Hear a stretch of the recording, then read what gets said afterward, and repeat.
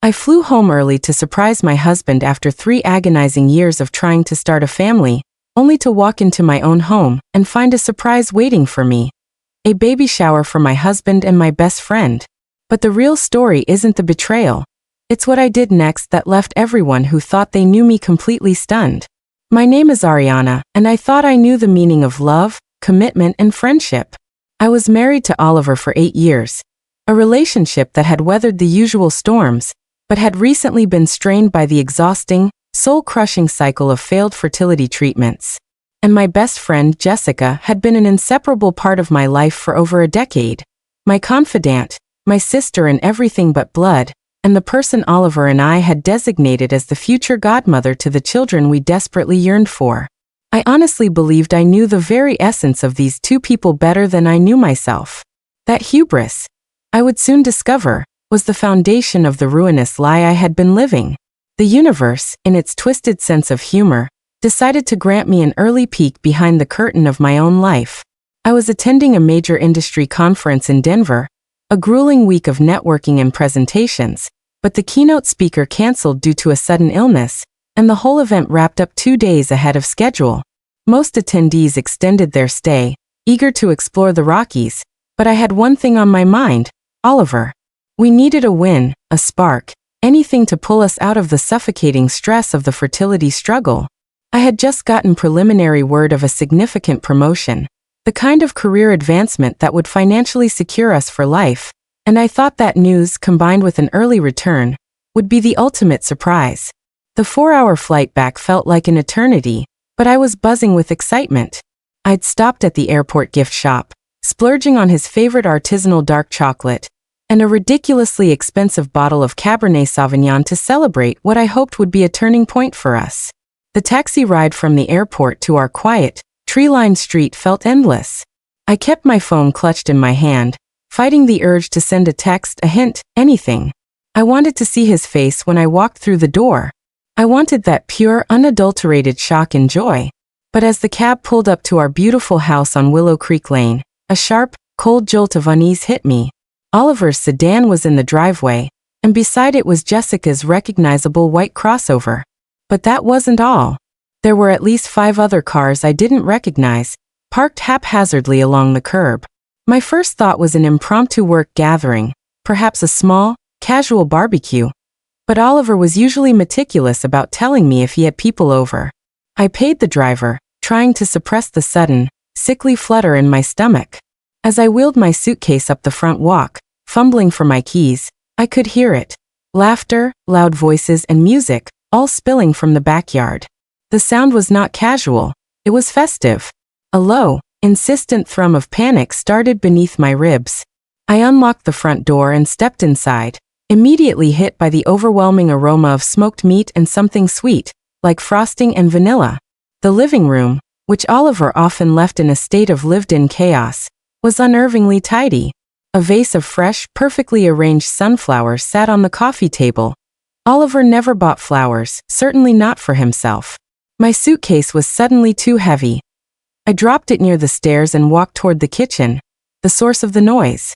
I expected to find him at the grill, maybe a few friends watching a game. But as I reached the hallway, I froze. The sounds I heard were not football-related. A woman's voice, which I didn't immediately recognize, said, "Oh, the pale yellow is perfect, Jessica. It's so much more gender-neutral than green." Another voice, a neighbor I knew, chuckled. "And Oliver was so cute picking out that tiny teddy bear for the crib. He is going to be such a doting dad." My heart didn't just beat faster. It began to hammer, a violent, desperate drum in my chest. Oliver dad? Teddy bear? Were they talking about someone else's baby? A colleague? I took 2 more steps, peeked around the corner of the kitchen archway, and the air left my lungs in a silent, explosive gasp. The entire kitchen was an explosion of pale yellow and pristine white decorations. Streamers draped from the light fixtures, balloons bobbed near the ceiling, and the large granite island, the same island where I'd cried over countless negative pregnancy tests, was now covered with towers of wrapped gifts in cheerful pastel paper. A massive, professionally made cake sat in the center. I couldn't read the inscription yet, but I didn't need to. The banner, stretched in bold, cheerful yellow letters across the sliding glass door leading to the patio, was enough. Welcome, baby Thompson. Thompson. That was our last name. My last name. I stood there, a stranger in my own home. The suitcase with Oliver's surprise and the expensive wine forgotten by the stairs. Someone was having a baby shower in my house, using my husband's name, and I hadn't been invited to my own life's destruction. I was probably there for only seconds, but it felt like the world had tilted off its axis. I heard more voices, the distinct, familiar, and sickeningly sweet laugh of Jessica coming from the patio, followed by the deep, warm voice of my husband, Oliver, saying something about being so incredibly excited to start this new chapter. The words didn't just hit me. They shattered me into a million pieces. I pushed myself fully into the kitchen, my legs feeling like brittle glass. The cake was now clear. Congratulations, Oliver and Jessica. The wrapped gifts, the balloons, the sickening celebratory joy in the air. It was all for them.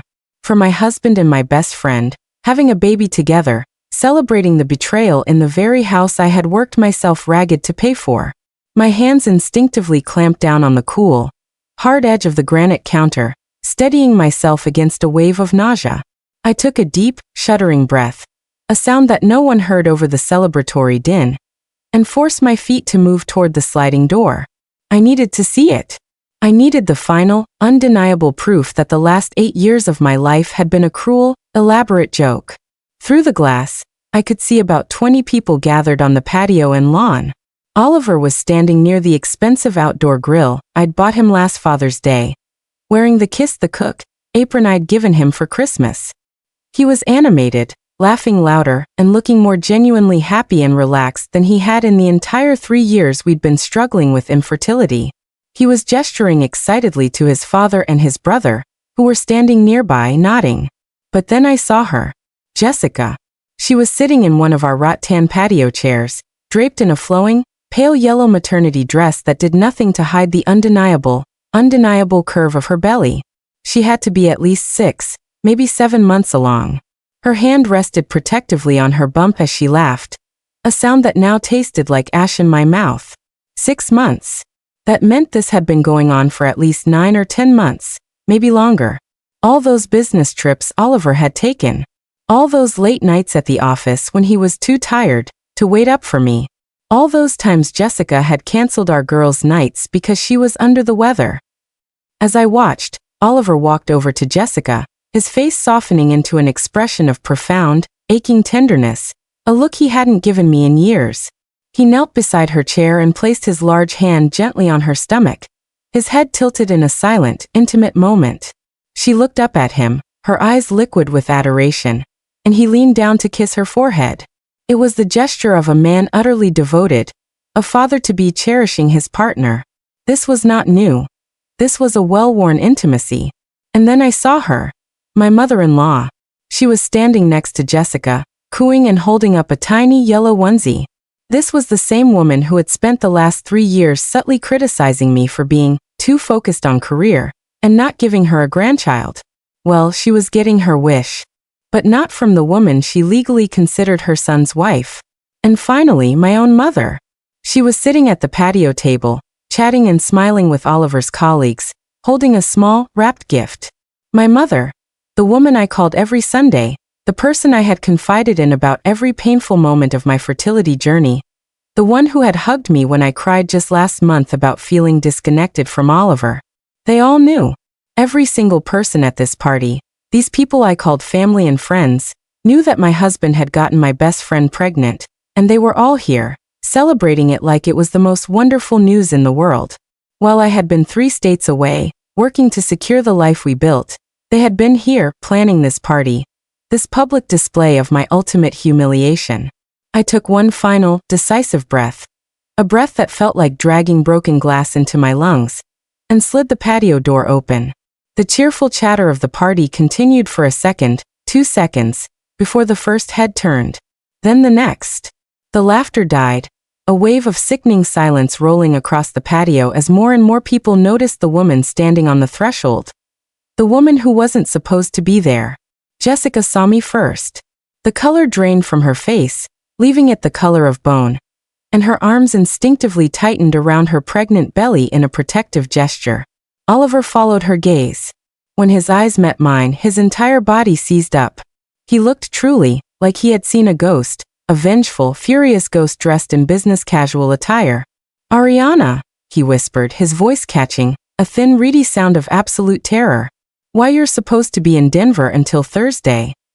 "Surprise," I said, my voice shockingly calm, measured, and dangerously low. The conference ended early. I thought I'd come home and surprise my husband. The entire party was now a tableau of guilt, shock, and mounting panic. 20 pairs of eyes were glued to me, and the tension was so thick I could practically hear it crackle. My mother, sitting near the table, started to rise, her face a mask of pleading and terror. "Sweetheart," she began, her voice quivering, but I lifted my hand, a small, absolute gesture that stopped her mid-motion. "No," I said, not taking my eyes off Oliver. "I think I deserve an explanation. Right here. Right now. In front of everyone who apparently knew about this. Except for me." Jessica struggled to get up from the low patio chair, her pregnancy making the move clumsy and awkward. "Ariana, please let us explain." "Explain what exactly?" I asked, my voice rising, the calm finally beginning to fracture. "Explain how my husband got my best friend pregnant. Explain how you're 6 months along, which means this has been going on for almost a year. Explain how every single person I love and trust decided to celebrate this betrayal in my own backyard while I was away working to pay for this very party." Oliver took a stumbling step toward me, his hands raised, not in aggression, but as if he were trying to placate a dangerous, unpredictable animal. "Ariana, please calm down. We can talk about this inside, privately." "Calm down." I laughed, a sharp, bitter, humorless sound that sliced through the heavy silence. "I just flew 4 hours, walked into my home, and found a baby shower for my cheating husband and backstabbing best friend. And you want me to calm down?" I swept my gaze across the assembled faces. His colleagues, our neighbors, my family. "How long have you all known?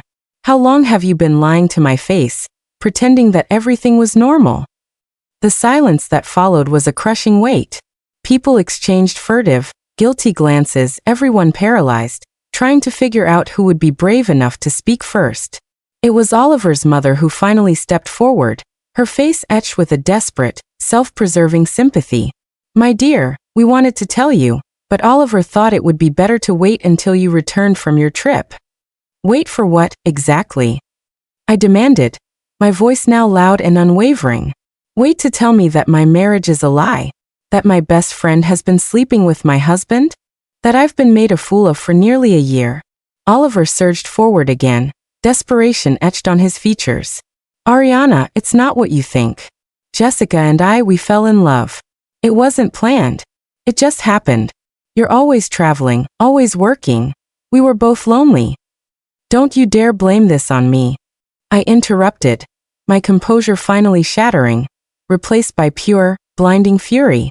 "Don't you dare stand there holding your pregnant mistress and tell me this is my fault because I worked hard to support the life you are enjoying right now." Jessica's face was wet with tears, mascara tracking down her cheeks. "Ariana, I am so sorry. I never meant for it to happen this way. Oliver and I, we tried to fight our feelings but we couldn't." "How long?" I demanded, cutting her off, my voice a whip crack of command. "I want the exact truth. How long has this been going on?" Oliver and Jessica exchanged a terrified, microsecond glance, a look that confirmed everything I feared. "It was much, much longer than a year. Almost 2 years, Oliver said, his voice barely audible. The admission was a physical blow, a punch to the gut that stole my breath. 2 years.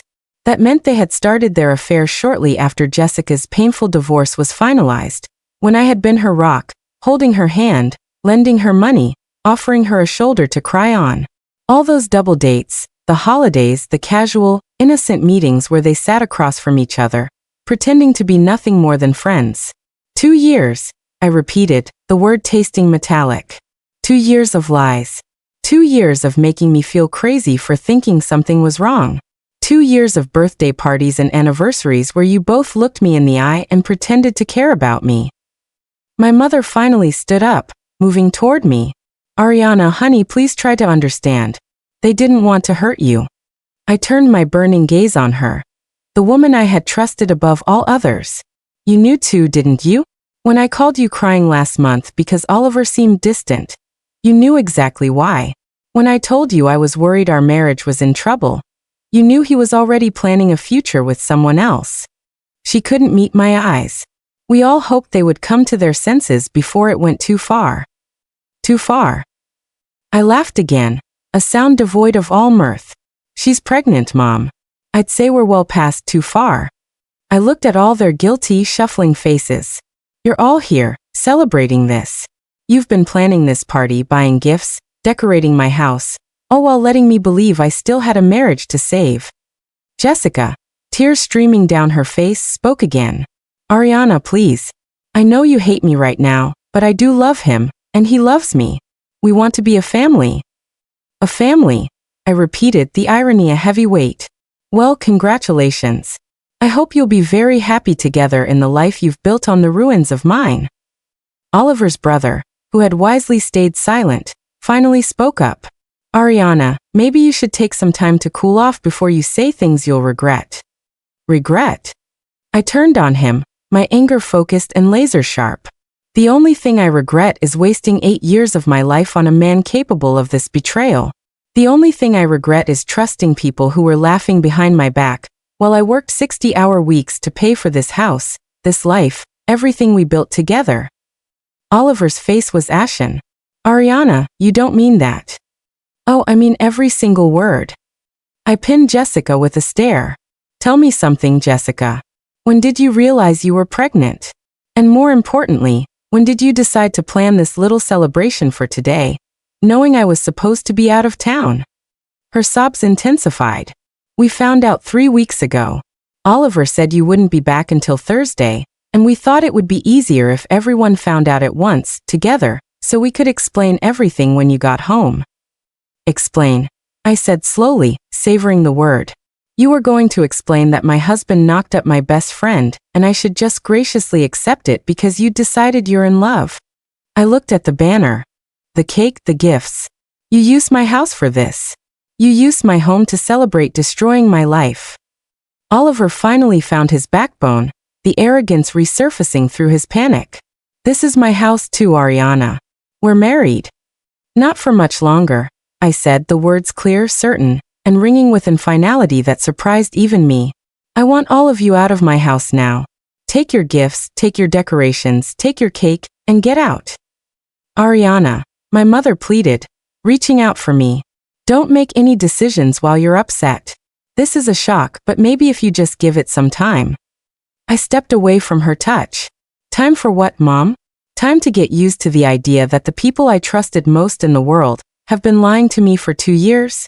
Time to accept that I should share my husband with his pregnant girlfriend. I looked around at them one last time, making sure every face imprinted on my memory. I want you all to remember this moment. Remember how it felt to watch me find out this way. Because from now on, when people ask what happened to Oliver and Ariana's marriage, you can tell them exactly how it ended. I turned my back on the stunned silence, the frozen tableau of their betrayal, and walked back into the house. I stood in my living room, listening to the muffled voices and hurried movements outside as people scrambled to gather their belongings and escape the scene. I could hear Oliver's low, frantic voice trying to manage the disaster, but I was done listening. Mechanically, I walked upstairs to our bedroom, pulled the largest suitcase from the closet, and began to pack. My hands were shaking, but my mind was laser-focused. 2 years. The number was a constant, vicious drumbeat in my head. 2 years of Oliver kissing me hello after spending the afternoon with Jessica. 2 years of Jessica calling me her best friend while she was sleeping with my husband. 2 years of everyone around me protecting them and their lie. Oliver's heavy footsteps sounded on the stairs, and he appeared in the doorway, his face slick with sweat and tears. Ariana, please. We need to talk about this. I didn't look up. No, we don't. We need to talk to lawyers. That's the only conversation we're going to have from now on. Don't be ridiculous, he said, stepping into the room. We can work this out. People make mistakes. Marriages survive infidelity all the time. I finally looked at him, feeling only a profound, icy disgust for this man I had shared a life with. Infidelity is a one-night mistake, Oliver. What you did was build an entire secret life, get another woman pregnant, and make me believe I was the problem when we couldn't conceive. His face flushed a deep crimson. Ariana, I never said you were the problem. You didn't have to say it, I retorted. Every month when I got my period, every negative pregnancy test, you made me feel like I was failing as a wife. Meanwhile, you were proving your fertility just fine with my best friend, using my emotional vulnerability to mask your disgusting secret. I zipped up the suitcase and pulled it off the bed. I'm done with this conversation. I'm done with this marriage. I'm done with all of it. He lunged to block the door. Where are you going? None of your business. I shoved past him. He followed me down the stairs, his voice raw with desperation. Ariana, please don't do this. I know I messed up, but we can go to counseling. We can work through this. I stopped at the bottom and turned to face him, my expression unyielding. Work through what, Oliver? The fact that you're going to be a father with another woman? The fact that you've been living a double life for 2 years? The fact that you let me make a fool of myself trying to save a marriage that was already dead? I could see Jessica's car still in the driveway. Is she still here? He nodded reluctantly. She's upset. She wants to talk to you. Well, she's going to be disappointed. I grabbed my purse from the hall table. I have nothing to say to her, and I certainly don't want to hear anything she has to say to me. He followed me to the front door, pleading, Ariana, please just give me a chance to explain everything properly. Without an audience. Just you and me. I opened the front door and turned back, giving him one final, cold look. You had 8 years to be honest with me, Oliver. You had 2 years to end our marriage before betraying me like this. You had dozens of chances to tell me the truth before I had to find out by walking into my own home and discovering a baby shower for your pregnant mistress. Tears were in his eyes now, but I felt nothing. I'm filing for divorce first thing Monday morning. I suggest you find yourself a good lawyer. 20 minutes later, I was checking into a sterile, impersonal hotel on the opposite side of town. Once alone, I finally allowed the emotional dam to break. I sat on the edge of the bed and sobbed, a deep visceral cry of grief, betrayal, and humiliation. But mixed in with the pain was a profound, unexpected wave of relief. My instincts hadn't been paranoid, they had been accurate. I wasn't crazy. He was a liar. I pulled out my phone and found the number I had quietly saved 3 months ago, during a moment of deep suspicion. When I first thought Oliver might be cheating, I had secretly consulted with a high-profile divorce attorney. I had never followed through, choosing instead to try and repair the marriage. Now I was grateful for that paranoia. Monday couldn't come fast enough.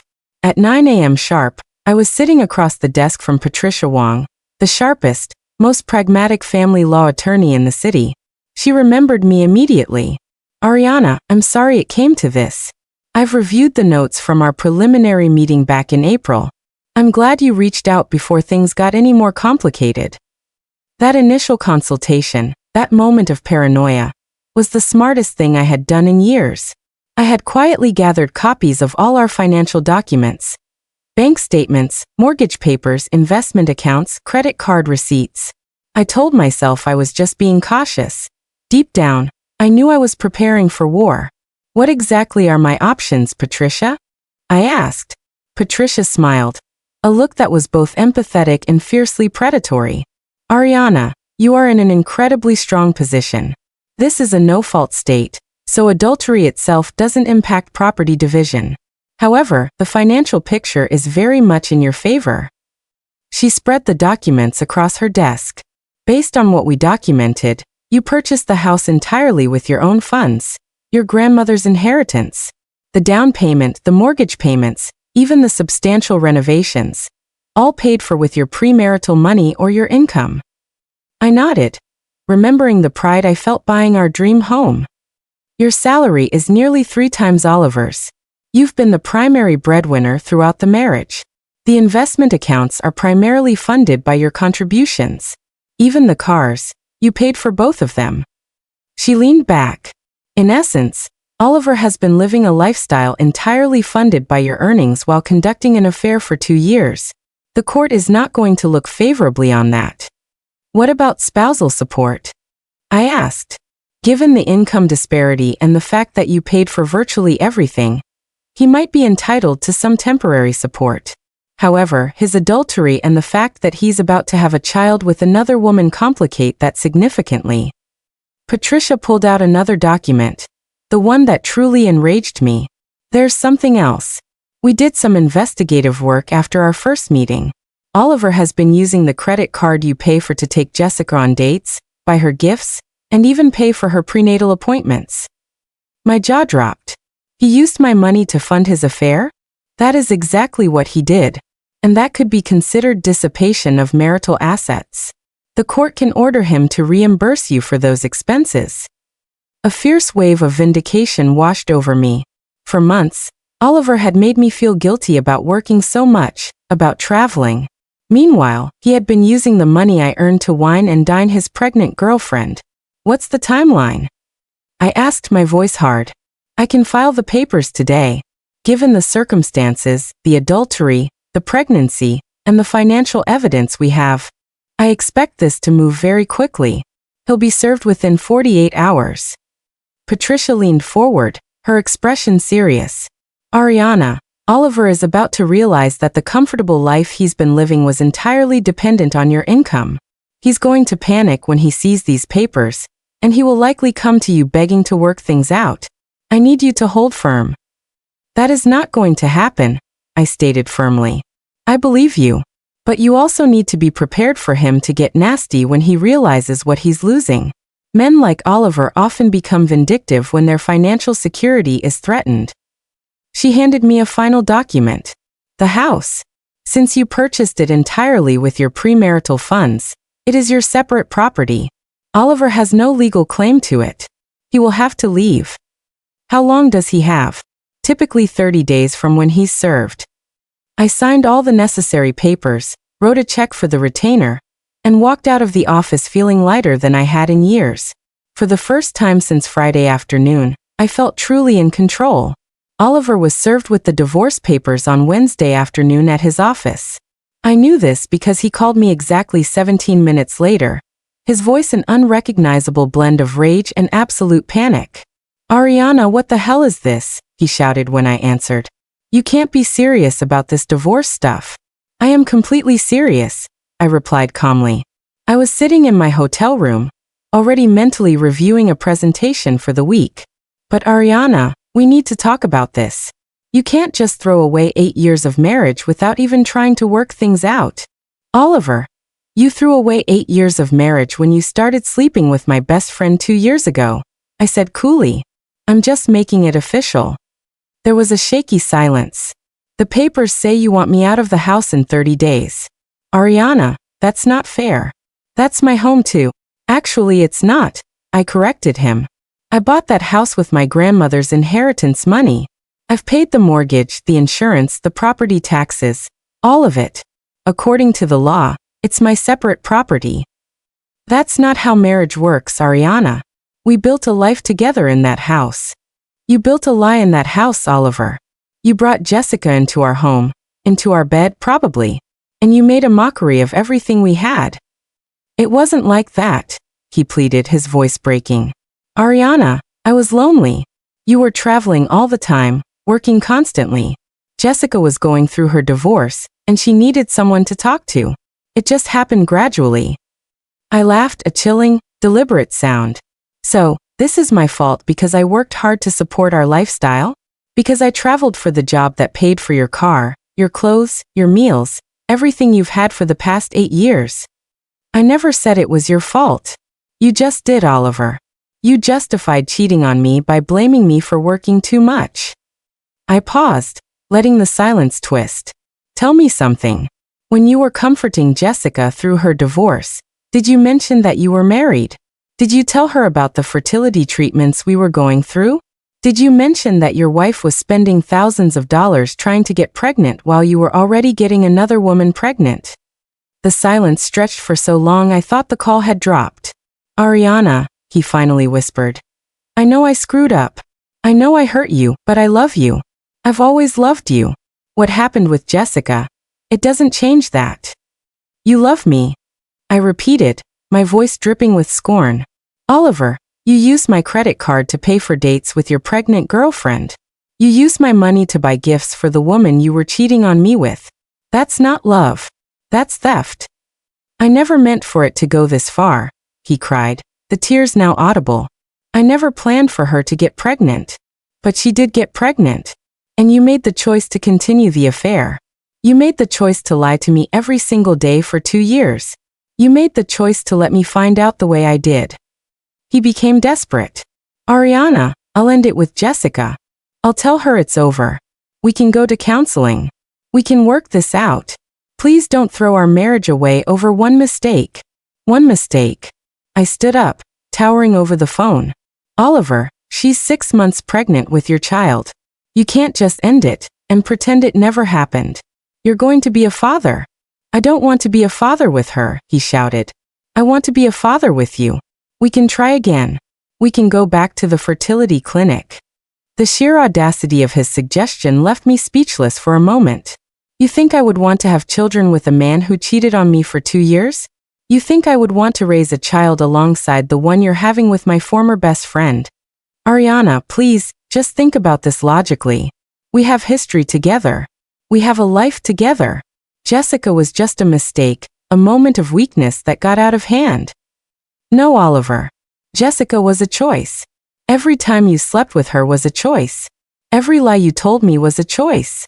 Every day you let me believe our marriage was worth fighting for while you were building a future with someone else was a choice. I could hear his choked sobs, and a faint flicker of the old sympathy tried to surface, but I brutally extinguished it. I remembered the baby shower banner, and the flicker died. The papers say 30 days, Oliver. I suggest you use that time to find somewhere else to live and figure out how you're going to support your new family without my income. By Thursday evening, the phone calls from friends and family began in earnest. My mother, Oliver's mother, his brother, they all had the same message. I was being too hasty, too emotional, too unforgiving. They all thought I should reconsider. My mother was the most persistent.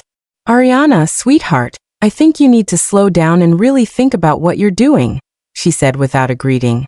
I've thought about it plenty, Mom. I've thought about it every day for the past week. But divorce, that's such a permanent solution to what might be a temporary problem. Mom, Oliver got another woman pregnant. That is not temporary.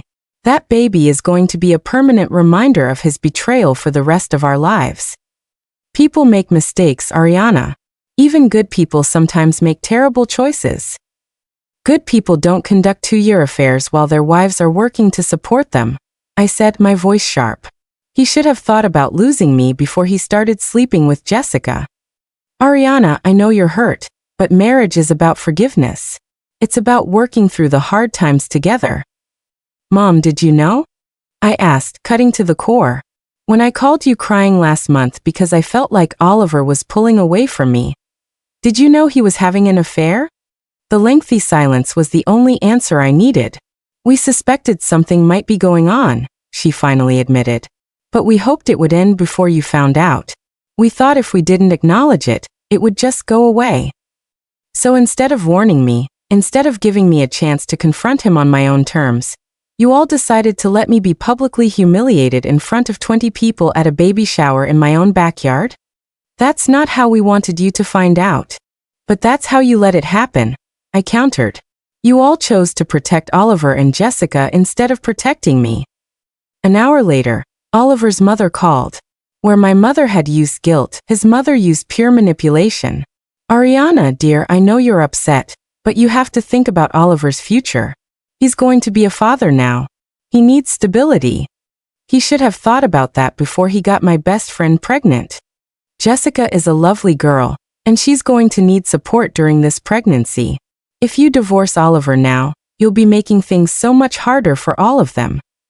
I couldn't believe what I was hearing. Are you seriously asking me to stay married to your son, so he can better support his pregnant mistress? I'm asking you to be compassionate. Oliver made a mistake, but he's trying to do the right thing now. The right thing would have been to not cheat on his wife in the first place. Ariana, you're a smart, successful woman. You'll be fine on your own, but Oliver and Jessica are going to have a baby to think about. They need each other right now. It took every ounce of self-control not to scream. So because I'm successful, I should just step aside and let them be happy? Because I can take care of myself, I should sacrifice my marriage so they can play house with their affair baby. The calls continued until 10 p.m. His brother called me vindictive. His sister-in-law suggested couples therapy. By the time I turned off my phone, I was staring out the hotel window, feeling a bone-deep isolation. But with that isolation came a fierce, unwavering clarity. Every single person who called me was asking me to sacrifice my dignity, my self-respect, and my happiness so that Oliver and Jessica could have their consequence-free life. They wanted me to be the accommodating ex-wife who gracefully disappeared. But none of them had asked how I felt. None of them seemed to care that I was the victim, not Oliver. That night, I made a decision. I wasn't going to be the accommodating woman. I was going to fight for what was mine, and I was going to make sure they understood exactly what they had thrown away. The divorce was finalized 6 weeks later, faster than Patricia had even predicted. Oliver didn't contest anything. His lawyer had clearly explained that fighting would only cost him money he didn't have and wouldn't change the outcome. I kept the house, the investment accounts, both cars, and my retirement funds. Oliver walked away with his personal belongings and a stern warning from the judge about the dissipation of marital assets. The true consequences, however, began to unfold when Oliver tried to rent an apartment. He called me on a Tuesday afternoon, 3 days before his 30-day deadline to vacate the house. His voice was strained, thick with panic. Ariana, I need to ask you a favor. We communicate through lawyers now, Oliver. You know that. Please just listen. I can't find anywhere to live. Every apartment I've applied for has been rejected because my income isn't high enough to qualify. I was sitting in my newly reclaimed home office, reviewing quarterly reports. That's not my problem. Ariana, please. I have nowhere to go. Jessica's apartment is too small for both of us and the baby when it comes. I just need a few more weeks to figure something out. You've had 6 weeks, Oliver. What have you been doing with your time? I've been hunting, but the rent prices in this city are insane. And with my salary alone, no one will approve me. For 8 years, Oliver had been living in a house with a $3,000 monthly mortgage payment, driving a car with a $400 payment, eating at nice restaurants, taking vacations, all subsidized by my income. Now he was discovering what life looked like on a $45,000 salary in a metropolitan area where the median rent for a one-bedroom was $1,800. Have you tried looking in surrounding areas? I asked, devoid of emotion. Ariana, I can't afford to live an hour away from my job. The gas costs alone would eat up what I save on rent. Then maybe you should have thought about that before you decided to blow up our marriage. Don't be like this, he pleaded. I know you hate me right now, but you're not a cruel person. I'm going to be homeless in 3 days. I felt a ghost of the old sympathy, the instinct to fix his problems, but I remembered Jessica's pregnant belly and the look on my mother's face. Oliver, for 8 years I supported you. I paid for the roof over your head while you were sneaking around behind my back. The only reason you could afford to take Jessica on dates was because I was paying for everything else in your life.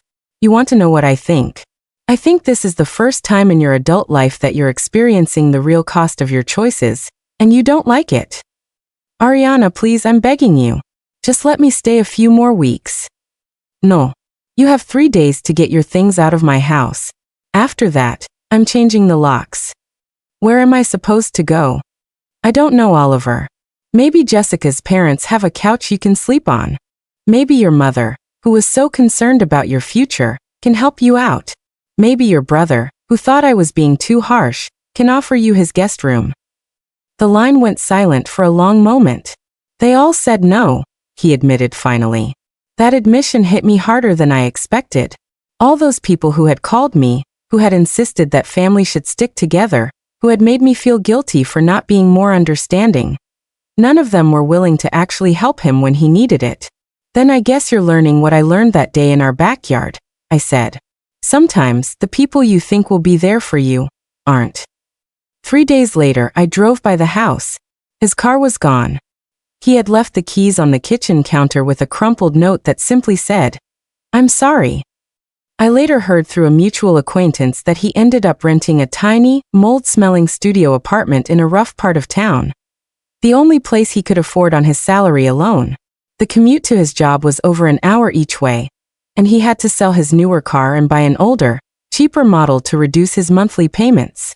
For the first time in years, Oliver was living within his means, and his means were far more limited than he had ever realized.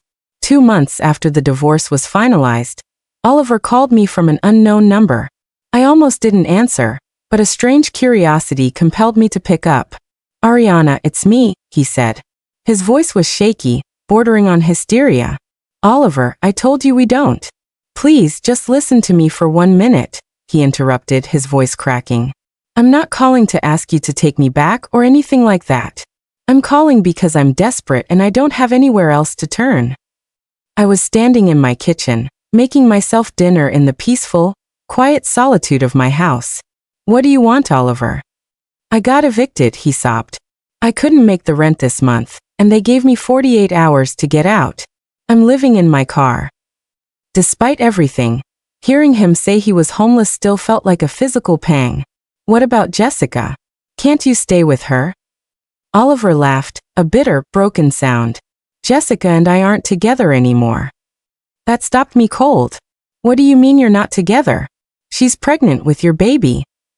"Was pregnant," he corrected, his voice barely a whisper. "She lost the baby 6 weeks ago.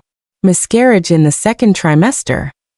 I sank down onto one of my kitchen stools, the news a heavy, shocking weight. The baby that had been the catalyst for destroying my life was gone. "I'm sorry," I said, and I meant it.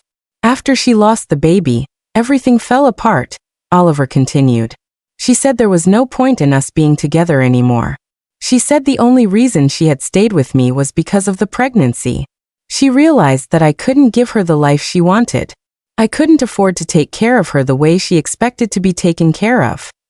So she left you," I said flatly. "She filed for divorce last month.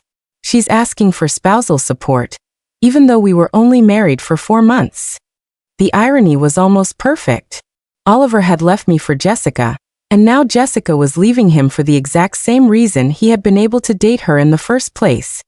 Lack of financial security. "Ariana," he said, his voice breaking. "I know I have no right to ask you for anything. I know you hate me, but I'm sleeping in my car behind a gas station, and I don't know what else to do. Could I sleep on your couch for a few nights? Just until I can figure something else out."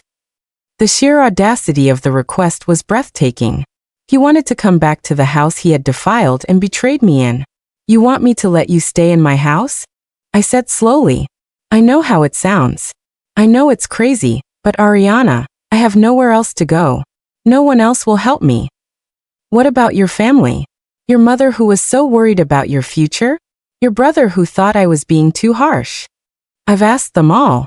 My mom says she doesn't have room. My brother says his wife won't allow it. My sister says it would be too awkward for the kids. So all the people who pressured me to forgive you, who made me feel guilty for divorcing you, who insisted that family should stick together, none of them are willing to practice what they preached." "Oliver, do you remember what you said to me the night I found out about the affair? When I asked you how long it had been going on, you said you were lonely because I was always working.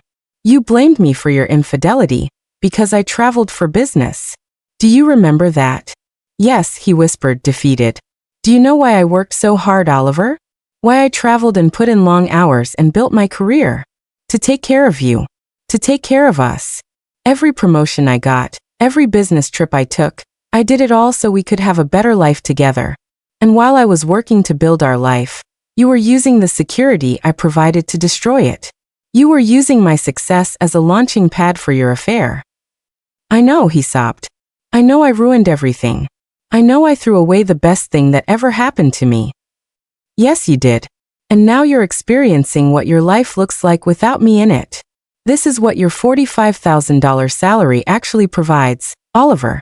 This is the reality you chose when you decided I wasn't enough for you.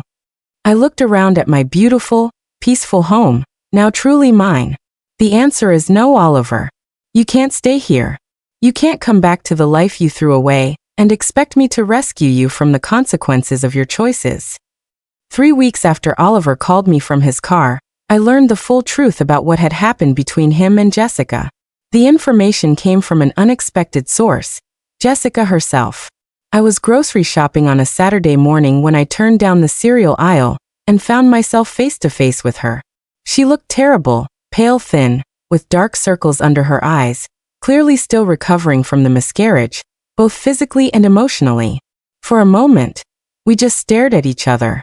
I hadn't seen her since that awful day in my backyard. Part of me wanted to turn and walk away, but something in her expression, a deep, raw regret, stopped me. Ariana, she said quietly, I'm glad I ran into you. I've been wanting to talk to you. I don't think we have anything to talk about, Jessica. Please, she pleaded, stepping closer. I know you have no reason to listen to me, but there are things you need to know. Things about Oliver that you don't know. Against my better judgment, I found myself curious. What things? 20 minutes later, we were sitting in a small, quiet cafe downtown. I want to start by saying I'm sorry, she began. I know that doesn't mean much, but I am truly sorry for what I did to you, to our friendship, to your marriage. I waited in silence. Ariana, Oliver lied to you about how our affair started. He told you it began 2 years ago, but that wasn't true. It started 3 months after my divorce was finalized. That was 3.5 years ago, Ariana. Not 2 years. My stomach lurched. 3.5 years. That meant their affair had started during one of the happiest, most stable periods of my marriage. It meant he had been cheating on me during our anniversary trip to Europe, during the holidays, during all those months when I believed we were finally on track to starting a family. Why are you telling me this now? Jessica's eyes filled with tears. Because after I lost the baby, Oliver showed me who he really is. And I realized that everything he did to you, he was capable of doing to anyone. She took a shaky sip of her tea. When I first got pregnant, Oliver was excited. He talked about us being this perfect little family. But after I miscarried, 3 days after I came home from the hospital, Oliver told me he thought maybe our relationship had run its course. He said the pregnancy had been an accident and without it, there wasn't really a reason for us to be together. The cruelty was breathtaking. He left you while you were grieving your miscarriage. He said we had both been caught up in the excitement of the affair and the drama of leaving you. But now that reality had set in, maybe we should both move on. But here's the thing that made me realize what kind of man he truly is. Before he left me, he asked if I thought you might take him back. My jaw fell open. He what? He wanted to know if I thought there was any chance you would forgive him and let him come home. He said he had made a mistake leaving you, and he wondered if maybe we could all just pretend the past few months never happened. I was speechless. The sheer narcissism of thinking he could just flip back and forth between women based on his financial convenience was mind-boggling. When I told him absolutely not, that you would never take him back after what he did, he got angry. He said I had ruined his life by getting pregnant in the first place. He said if I hadn't forced him to choose between us, he would still have his comfortable life with you. Jessica looked directly at me. Ariana, he blamed me for destroying his marriage. But the truth is, he destroyed it himself years before I ever got pregnant. He just used me as an excuse to finally leave. Why are you telling me all this now? Because when I divorced him, I asked for spousal support. And Oliver told the judge that he couldn't afford to pay me anything because his ex-wife, you, had taken him for everything he was worth in your divorce. A flash of fierce anger. He said what? He painted you as this vindictive woman who had destroyed him financially out of spite. He said you had kept assets that rightfully belonged to him just to punish him for falling in love with someone else. Jessica, I never took anything from Oliver because there was nothing of his to take. Everything we had, the house, the cars, the savings, it was all paid for with my money. I know that now, she said quietly. After the judge denied his request to reduce spousal support, I did some research. I found out about your inheritance, your salary, how you had supported him throughout your entire marriage. She leaned forward. Ariana, Oliver is not the man either of us thought he was. He's not capable of truly loving anyone except himself. Everything he does is calculated to benefit him. And when it stops benefiting him, he moves on. I thought about Oliver calling me from his car. Even in his desperation, he had been looking for a way to use me, to return to the source of his comfort. I realized Jessica was right. He had already moved on. He was only concerned with the inconvenience of his new reality. As I drove home, I felt the last vestiges of anger lift, replaced by a profound sense of freedom. 6 months after my conversation with Jessica, I saw Oliver one last time. I was having dinner with a new colleague, Marcus, at a nice restaurant downtown when I spotted Oliver sitting alone at the bar. He looked completely different, thinner, older, with a defeated posture that made him seem smaller than I remembered. He was nursing a glass of straight whiskey, something he never drank during our marriage. I almost didn't approach him, but a quiet, powerful need for closure compelled me. "Hello, Oliver," I said, taking the empty bar stool next to him. He looked up, and his face cycled through surprise, shame, hope, and finally resignation. "Ariana," he said quietly, "I didn't expect to see you here. I was having dinner with a client. I saw you sitting here alone and thought I'd say hello." He gestured to his drink. "Not exactly the kind of place I used to frequent, is it? How are you doing, Oliver?" He laughed, a dry, bitter sound. "How do you think I'm doing? I'm 42 years old, living in a studio apartment that smells like mold, driving a car that's older than my nephew. I spend my weekends at the laundromat because I can't afford a washer and dryer." "I heard about the miscarriage," I said. "I'm sorry about that." "Are you?"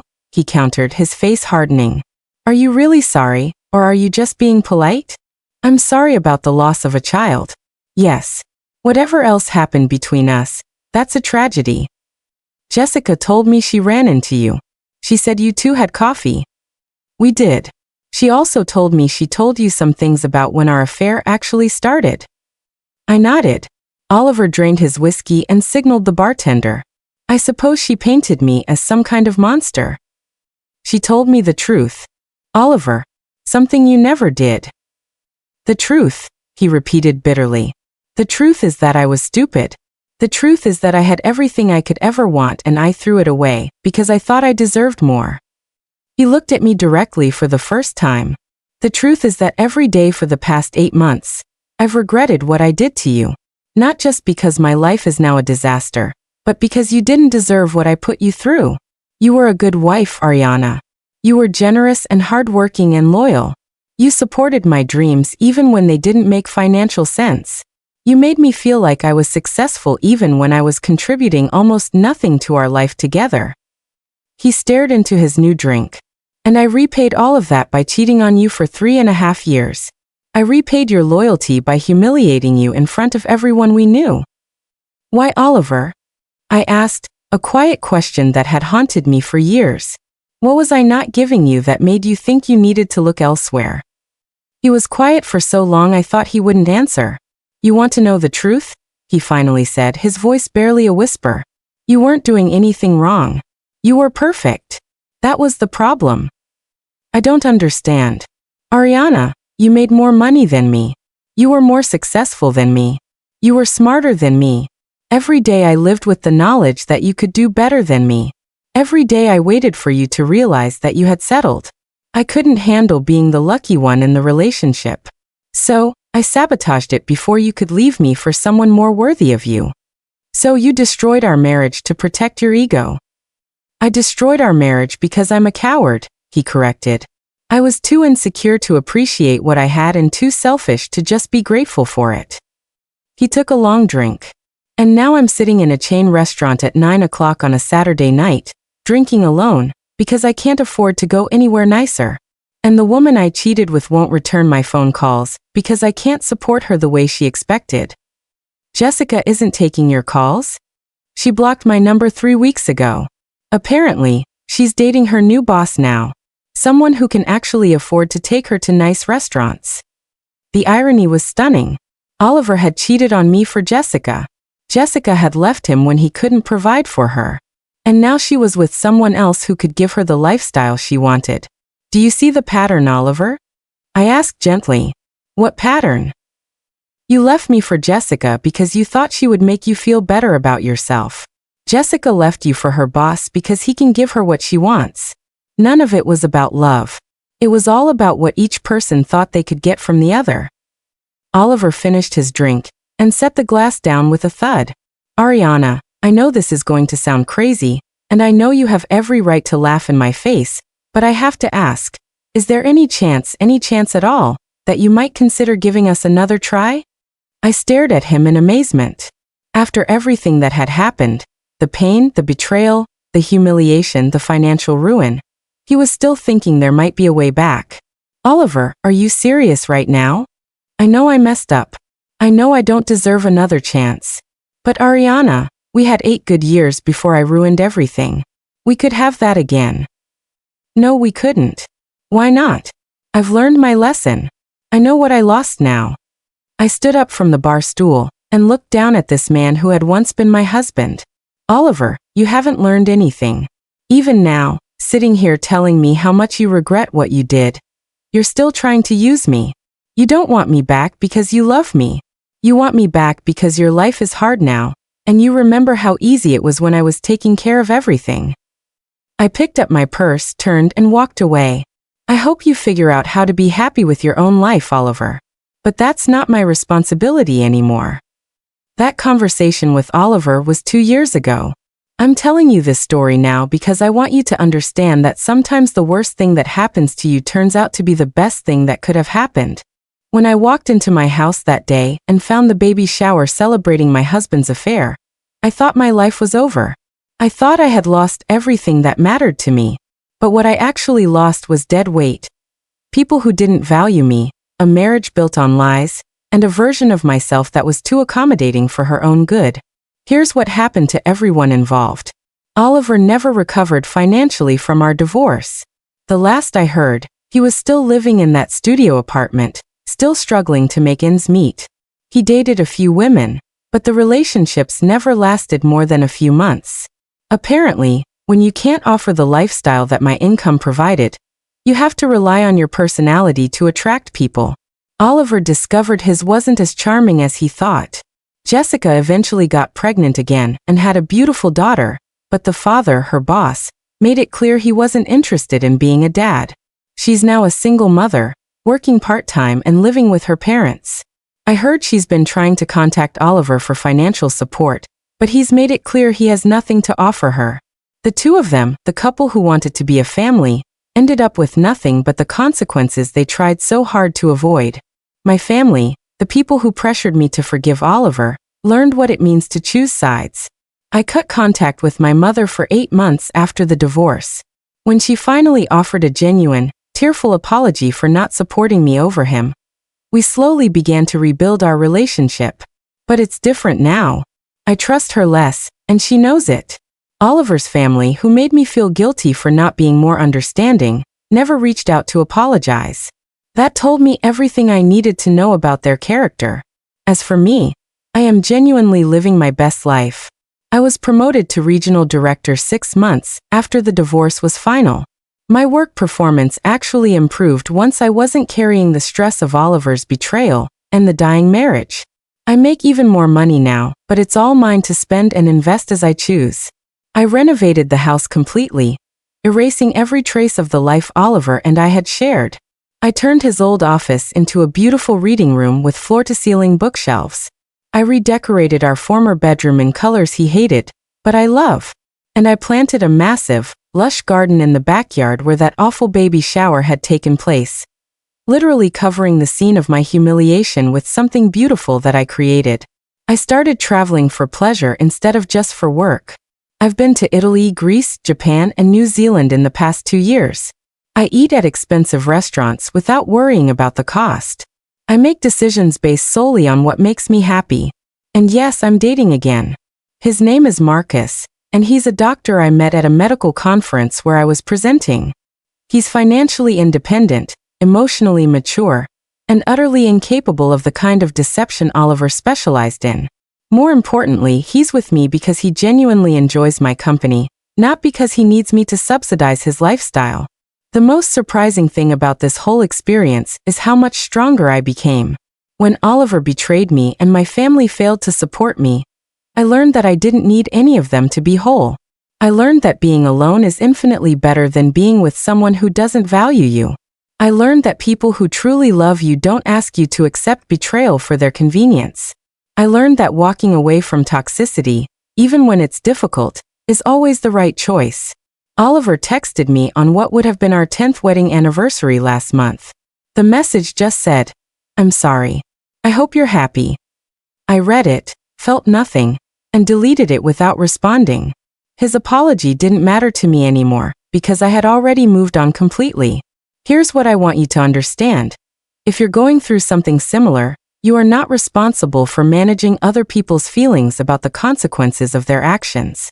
You are not required to make things easier for people who made your life harder. You are not obligated to minimize your own pain to accommodate the people who caused it. When someone chooses to betray you, they have chosen to lose you.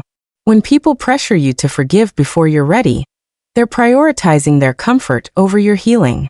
I'm happier now at 35 than I was at 30 when I thought I had the perfect marriage. The day I walked into that baby shower was the day my real life began. Sometimes the worst betrayal is actually the best gift someone can give you. The gift of showing you exactly who they are, and freeing you to find something infinitely better. Oliver did me a favor when he cheated on me.